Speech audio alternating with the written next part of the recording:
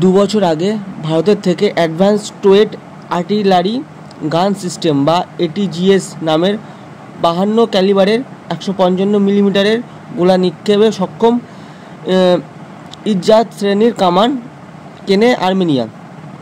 মহারায় হাতিয়ারটির দুর্দান্ত পারফরমেন্স করা এই ধরনের আরও 80টি কামান কিনতে নয়াদিল্লির সঙ্গে চুক্তি করতে পারে ইয়েরেভান।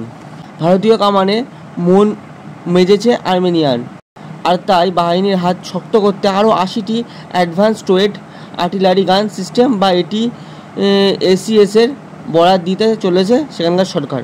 এই ঘটনাকে অত্যন্ত তাৎপর্যপূর্ণ বলে উল্লেখ করেছেন সাবেক সেনাকর্তারা। তাদের দাবি, বিশ্ববাজারে ধীরে ধীরে বাড়ছে নয়াদিল্লির হাতিয়ারের চাহিদা, ফলে আগামী দিনে সেখানে এদেশের প্রতিরক্ষা সংস্থাগুলি যে গুরুত্বপূর্ণ খেলোয়াড় হয়ে উঠবে তা বলাই বাহুল্য।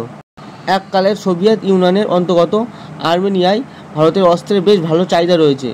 বছর কয়েক আগে 12টি এটিএসিএসের জন্য নয়াদিল্লির সঙ্গে চুক্তি করেছিলেন আর্মেনিয়া। 2023 সালে সেগুলি হাতে পায় আর্মেনীয় গোলন্দাজ বাহিনী। পরবর্তী সময়ে একাধিক মহড়ায় সেগুলি দুর্দান্ত পারফরমেন্স লক্ষ্য করে এই শ্রেণীর আরও 80টি কামান কেনার সিদ্ধান্ত পাকা করে ফেলেছে মধ্য এশিয়ার এই দেশ।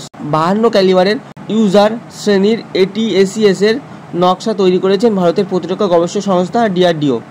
আর্মামেন্ট রিসার্চ অ্যান্ড ডেভেলপমেন্ট এস্টাবলিশমেন্টের শাখা।